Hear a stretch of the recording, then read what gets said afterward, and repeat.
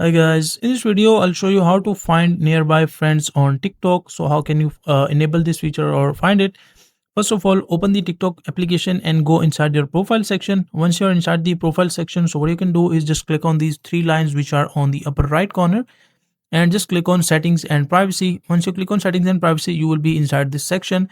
Once you're inside this section, just scroll down and you will see inside content and display this option called notifications. Just click on notifications, and inside notifications just scroll down, and once you scroll down you will see this option called post suggestions, like post from account you follow, and scroll down and personalized post suggestions.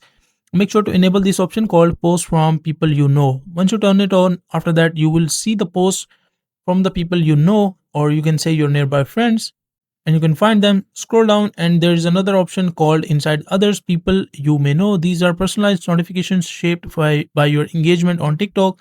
So make sure to also turn this feature on, and once you turn this feature on, after that you will be able to find your nearby friends on TikTok. You will see their videos and you will see inside see them inside your suggestions.